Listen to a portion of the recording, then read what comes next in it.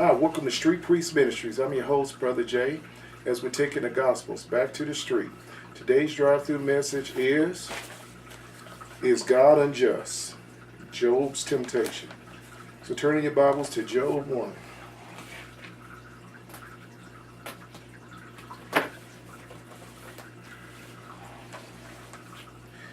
Now today, we're going to delve on a topic. I've touched on almost everything, including this. Take a look at Lucifer. We got temptation of Job, where Lucifer goes before Job. And he asks God, because he has to ask permission. He can't touch a hair on any of our heads unless God allows it. God's the big G. Like I said 1,000 times, he's the lowercase g, the little g. God's the capital G. So we read in Job before, and I was saying take a look at Lucifer's show that he has to answer to the big boss. And we're going to read on it again, but we're going to go from a different angle. The reason I decided to teach on this subject because I've done talked to a lot of people over the years. And basically, a lot of people refuse, which is to me, refuse to serve God or come to God. But to me, I side with Mike. So, forget all the little, for what's in my brain and what I feel. If it's somebody that's bigger than I and has the power over my very life, in this case, your soul, I'm going to study this guy and more than likely side with him. Because to go against him is where you're going to go. He's the boss. He's the big G. Where are you going to go? If God be for you, who could be against you? But if God against you, who could be for you? Turn around the other way. So it's best to get on his good side and not worry about trying to figure out why isn't he fair? I've heard that a million times. God isn't fair. I wouldn't serve a God like that. We'll go to hell. That's where you're going. And you see how just 5 minutes of roasting in there. See how you like that. That really ain't fair. Just 5 minutes. I just got through teaching on Lazarus, hellfire, where the rich ruler went to jail, went to hell. Well, he went to jail. All right, it's the jail for fallen angels. It wasn't created for men. But I just taught that just him arriving there, he wanted out. Because when you get there, you deserve to be there anyway. Because your whole life flashed before you. That you had past, God gave you opportunities, callings, and you ignored it. That's some of it. Now, in Job, we're covered that God has a right to do what he wants. He is God. And God does not have to be fair. I've said it to friends. I've said it to people I know in my circle. I've said it to people that I've witnessed to for years in my teaching over here. God being God do not have to be fair. Get this fairness crap out of your head. That's going to send you to hell. Because you aren't in any position to judge God. You would be glad I'm not God. I definitely wouldn't be fair. I think you call me evil. I wouldn't be fair at all. And I've used this analogy many a times. As children, we're not fair. Some toys we put up in the house, some we'll rip the heads off of them, throw them in the backyard and leave them there. Or discard them. I've used that analogy plenty of times. When you go to the store to buy fruit, you don't take the whole table with you. You pick over the fruit. What fruit you're going to take home with you, whether it's apples or watermelons or peaches, pears, grapes, whatever. You're choosy all the time. You're judgmental all the time, but yet you're going to judge God.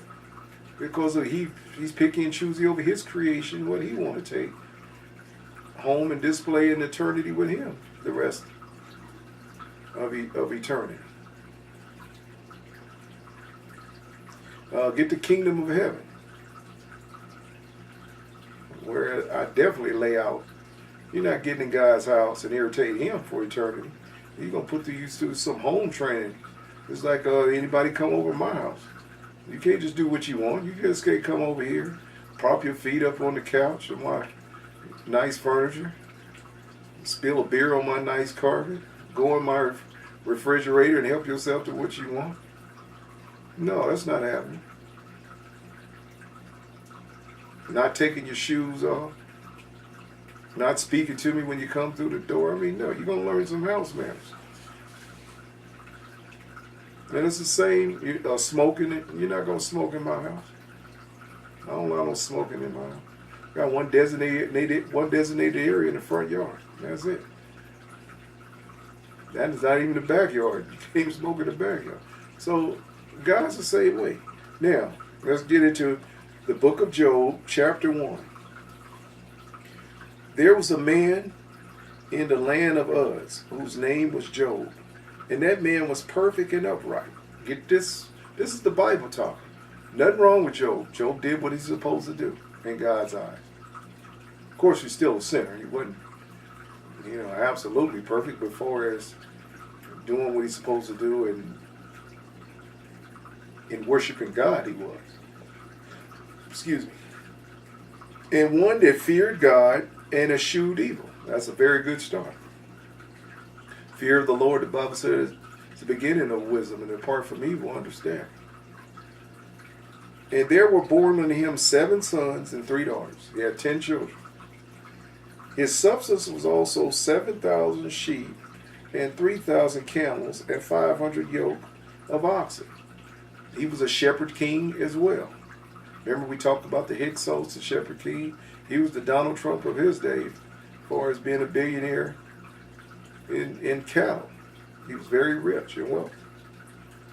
And 500 yoke of oxen and 500 she-asses in a very great household, so that this man was the greatest of all the men of the east. Now he's in ancient Mesopotamia. Uz. And his sons went and feasted in their houses. They threw a party. Young people love the party.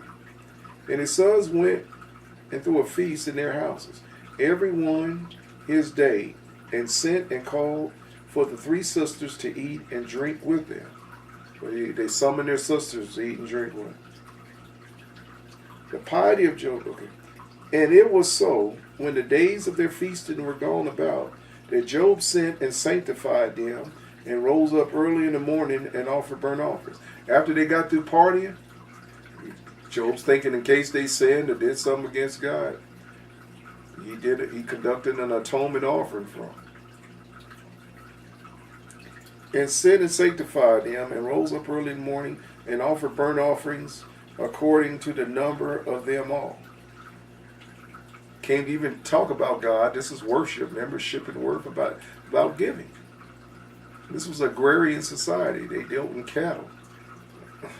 But those cattle had great value back in the day. 1 bullock could feed a family 8 to 10 people.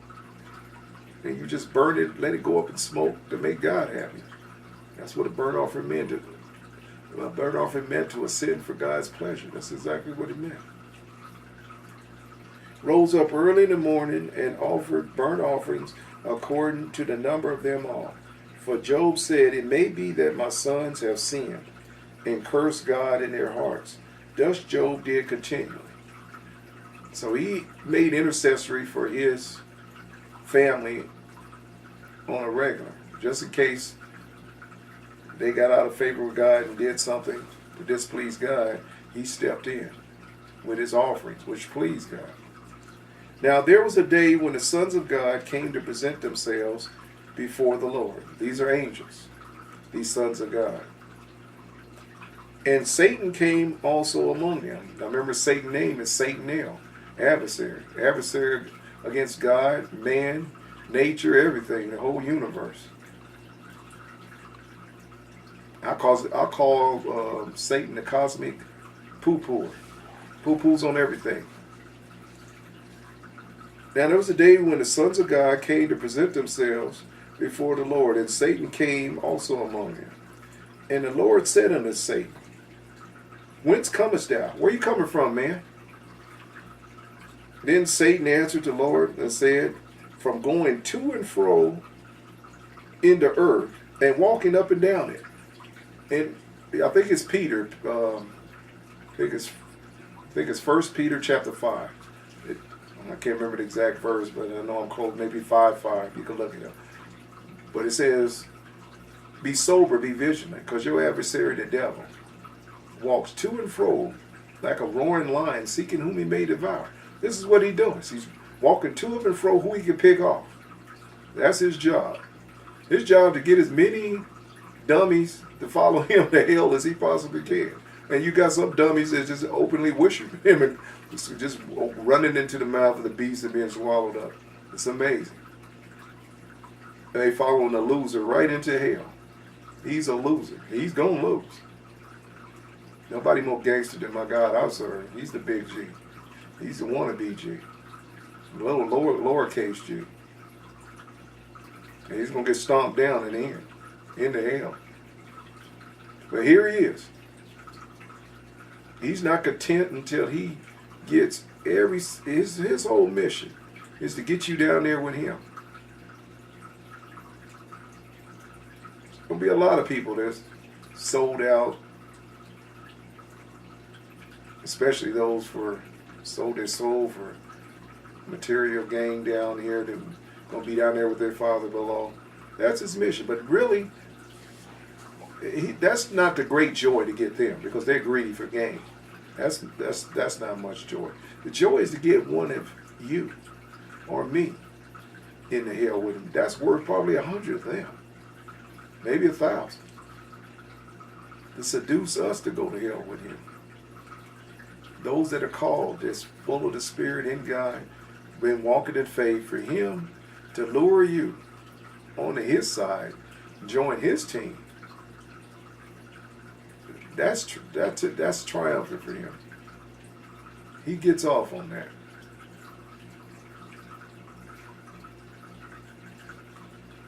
And the flip side is every one of us to get in. They're not popping any champagne corks. They're depressed. Hell feels it. Everyone he loses. To God the Father and his Son, Jesus. He feels it. Hell feels it. Every single one. It's like 1,000 needles pricking him. Now there was a day when the sons of God came to present themselves before the Lord, and Satan came in among them. This is Job 1:7. And the Lord said unto Satan, Whence comest thou? Then Satan answered and said, From going to and fro on the earth and walking up and down it. And the Lord said unto Satan, Hast thou considered my servant Job, that there is none like him in the earth? God know why he was there. You know exactly why he was there. Hast thou considered my servant Job, that there is none like him in the earth, a perfect and upright man, one that escheweth evil and feareth God? Then Satan answered the Lord and said to him, Does Job fear God for naught? This man, he's not a man. This being, this supernatural being will make the best attorney on the planet. You think of an attorney that's famous and great. This guy, he would outdo the dream team. This guy here is the attorney of attorneys. Everything is rhetorical, and he answers with a question. It's so to see now. Here he's talking to the Creator, and he's using attorney language. Then Satan answered the Lord and said, Does Job fear God for naught, for nothing? Hast thou not made a hedge about him, and about his house, and about all that he hath on every side? Thou hast blessed the work of his hands. Job was giving God's way. Job's doing it his way. See what happened? Remember that hedge I told you? God to put around you for not robbing you? Well, you're looking at it here. Hast thou not put a hedge about him, and about his house, and about all that he hath on every side? Hast thou not blessed the work of his hands, and his substance is increased in the land? But put forth thy hand now, and touch all that he hath, and he will curse thee to thy face. And the Lord said unto Satan, Behold, all that he hath is in thy power. Only upon himself put not forth thy hand. So Satan went forth from the presence of the Lord. So here's Satan and the Lord discussing Job behind his back. Job don't even know it's coming. God's going to lift a hedge to tempt him. to see if Satan was right. Would he still follow me despite being hit hard with circumstances?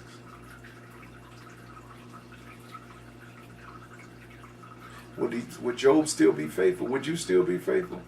When we're about to read what Job went through, would you still, or would you curse God and die? But he put forth his hand now, and touched all he hath, and I will curse thee to thy face. And the Lord said unto Satan, Behold, all that he hath is in thy power. Only upon himself put not forth thy hand. So Satan went forth from the presence of the Lord. And there was a day when his sons and daughters were eating and drinking wine in their eldest brother's house. Drinking wine. Drinking wine. Now you Pharisees out there. And there came a messenger unto Job and said, The oxen were plowing, and the asses feeding beside them. And the Sabians fell upon them and took them away. Yea, they have slain thy servants with the edge of the sword. And only I have escaped alone to tell thee. While he was yet speaking, there came another, saying, The fire of God is fallen from heaven, and hath burned up the sheep and the servants, and consumed them all. And I am escaped only alone to tell him. He said, Your children got captured, and your servants and cattle and everything you had burnt up from a fire fallen from heaven. When he was yet speaking, there came another and said, The Chaldeans made out with 3 bands, and fell upon the camels, and have carried them away. Yea, and have slain the servants with the edge of the sword. And only I, and escaped to tell thee. While he was yet speaking, there came also another and said, Thy sons and thy daughters were eating and drinking wine in their eldest brother's house. And behold, there came a great wind from the wilderness, and smote the 4 corners of the house, and it fell upon the young men, and they are dead.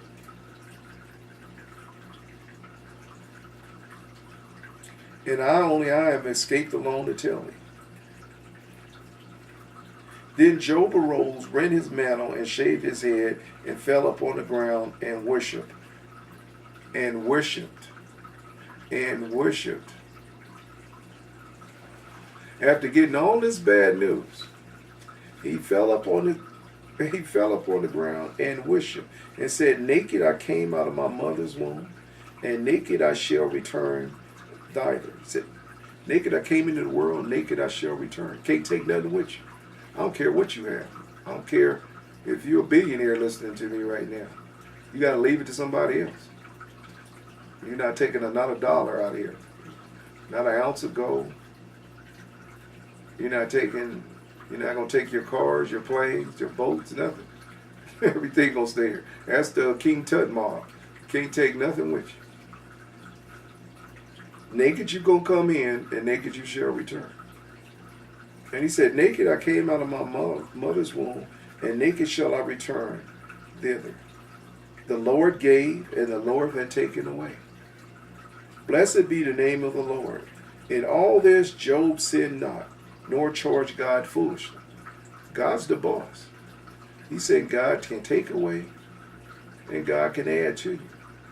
That's his divine right. Then there was again there was a day when the sons of God came to present themselves before the Lord, and Satan came among them to present himself before the Lord. Here comes the attorney, the prosecuting attorney. And the Lord said unto Satan, From whence comest thou? Where are you coming from, man? And Satan answered the Lord and said, From going to and fro in the earth, and from walking up and down it. This guy do a lot of pacing. But he can cover, he ain't like you and I, he can cover the world in a flash. He's not bound by our laws.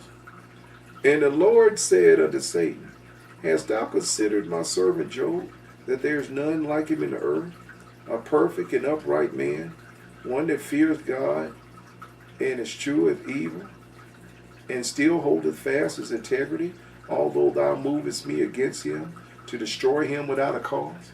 Without a cause. Without a cause. Without a cause. That's not fair. Yeah, that's why we're studying this. We're going to give you some good insight. See, the Rufus Glitter Teeths, the Smiley Saws, And the New Age Balaams, they're not going to give you this side of God to show he's not fair.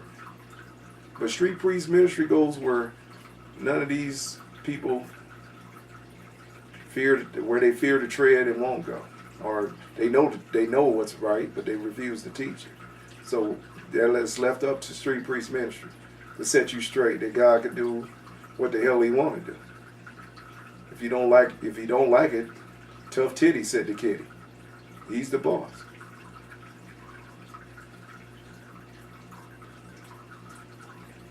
Although thou hast moved me against him, to destroy him without a cause. Now verse 4, 2:4, Job. And Satan answered the Lord and said, skin for skin. Yea, all a man will give for his life. All right, time to hit him physically, Lord. Well, we took all his material blessings, killed his kids. That ain't enough. That didn't bother him. He didn't waver. Well, it bothered him, but he didn't waver. He didn't curse you. He didn't get out of line. He stayed in his lane. So therefore, let's go ahead and attack him physically without a cause. Okay, and Satan answered the Lord and said, skin for skin. All that a man hath will he give for his life. That's why Jesus said, if you seek to save your life, you're going to lose it. Every single one of the apostles died for the gospel, including Christ, with the exception of John the Revelator. And thousands of other Christians died for their faith during the wave of Rome's Colosseums and feeding them to the lions, their persecution of the church. And the church has been actually persecuted throughout the ages. You had the Inquisitions that went on during the Catholic era. You have the church being persecuted now by the Muslims over in the Middle East and other countries. So persecution of Christians is nothing new. Put forth thy hand now and touch his bone and his flesh, and he will curse thee to thy face. And the Lord said unto Satan, behold, he is in thine hand, but save his life. Don't kill him. Go ahead. Stick it to him, Mr. Devil. Don't kill him. So went Satan forth from the presence of the Lord. I'm sure happy as a lark, skipping all the way out of here. You get to torture somebody else. So the Satan went forth from the presence of the Lord and smote Job with sore boils from the sole of his foot unto his crown. Boils, open ulcers in your skin. Picture giant boils, giant ulcers oozing with pus out of your skin. That's very painful. That's what a cold sore is. Just imagine a big giant cold sore all over your body. A giant cold sore. And he took him a potsherd to scrape himself withal, and he said, he sat down among the ashes. Then his wife said unto him, dost thou still retain thy integrity? Curse God and die. Okay, here come the woman. Thank God Job didn't listen to her. So many of them listen. I've been teaching on this lately. From Adam to Samson to Solomon. I mean, the list goes on about these men listening to the women and getting out of step with God. So he at least didn't do that. He listened to her on that. On this subject. Then said the wife unto him, dost thou still retain thy integrity? Curse God and die. But he said unto her, thou speakest as one of the foolish women. Say, you're a fool, woman. Shut up. You're a fool. I got to answer to the big G. You want me to curse him and die? Really?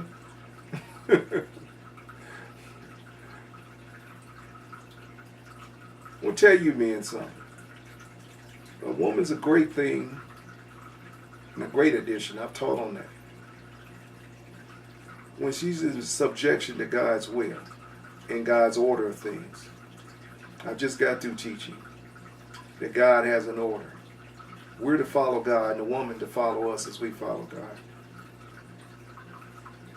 And anything else isn't going to work. God's looking at you as the head. That's the way God's order is. And the problem with most households, they're out of order. That's why there's so many divorces. I'm one. I'm one. They're not doing it God's way. Got men that refuse to work by the sweat of their brow.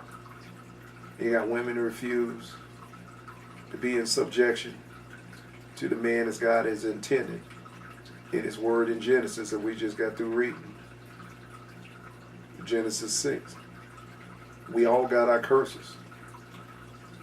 The man's curse is to be in subjection. The man's curse is to be in subjection to God, but also to work by the sweat of your brow. Well, I got to bow down to God. I'm the woman in this place. I take the place as being in subjection, yes, sir.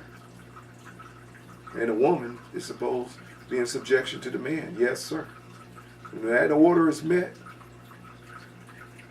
there's harmony in the household. And it's to be done out of love, not tyranny. The man ain't supposed to be a tyrant over the woman. He's supposed to love her as flesh of his flesh, bone of his bone. And the woman's supposed to honor this man and to willingly submit to him. Yes, sir. You're the boss.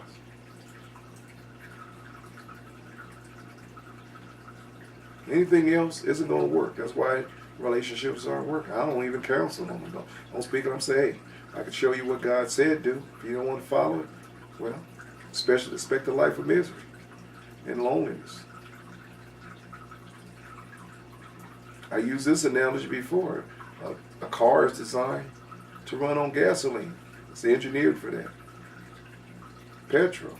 If I put water in the tank and expect to start the car up and run normal, I'm going to be greatly disappointed. Well, same with relationship. And that's all I'll speak on. Now let me get back to this. But he said unto her, thou speakest as one of the foolish women speaking. What shall we receive good of the hand of God, and shall we not receive evil? In all of this, Job did not sin with his lips. He told his woman to be quiet. You weren't complaining when God was blessing. When you was living lavish and large, you would have no problems with God. Now that God taken away everything, you want to curse it, or want me to curse it. And why don't you curse it? I would have told her that. I said, you go curse it. Why you want to get me to curse it?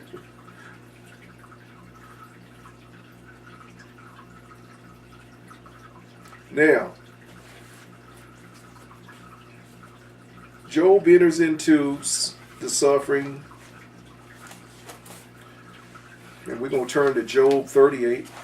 We're going to skip past all his suffering as he sit there with the sores and the boils. And he has his three friends to join in. It's nothing like a friend when you're going through something that's telling you you're wrong. You did something evil, and God's punished you. No, he didn't. He didn't do anything wrong. The friends were telling him, confess your sin. God wouldn't bring anything on you. You did something, Job. You did something behind our back. Thought you hid it. But God got you. God saw you. That's what his friends are telling him for months on hand. And this man sits there in misery, done lost everything, and he's got these boils. See, ain't nothing like friends like this to step on you when you're already down. They had a little extra foot to the equation. Okay. Thank God I ain't got no friends like that. I shook people like that years ago. I said, no. I got friends that build me up when I'm down. Yeah, I suggest you do the same. You got these negative, cynical, kick you when you're down type friends. Who needs them? They're the best to have enemies. All right. Job 38.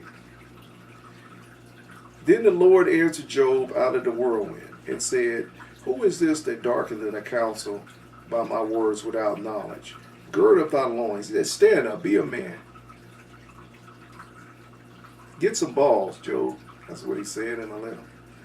Gird up thy loins like a man, for I will demand of thee and thou answer me. Now, toward the end, his friends had warmed down to where Job started to see Saul there himself and started to say, hey, I didn't deserve this. Woe is me, blah, blah, blah.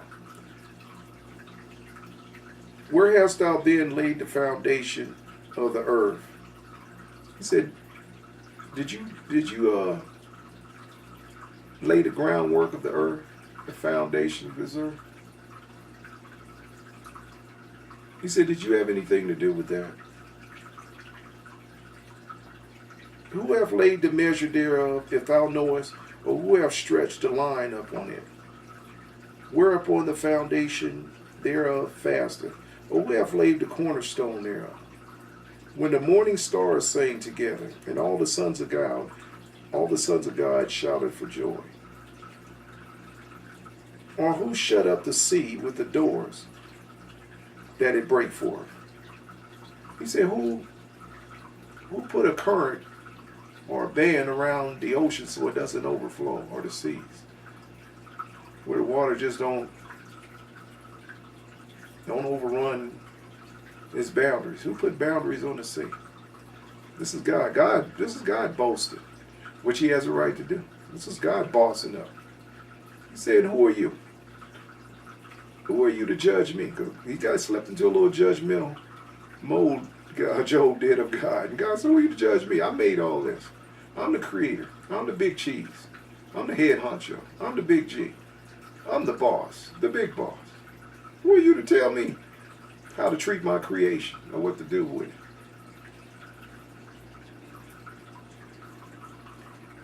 When the morning stars sang together and all the sons of God shouted for joy. Or who shut up the sea with the doors when it break forth, as it have not issued out of the womb? When I made the cloud the garment thereof, and the thick darkness a swallowing band for it. I created darkness. I created the clouds. And break it up on a decreed place, and set their bars and doors. And said, hitherto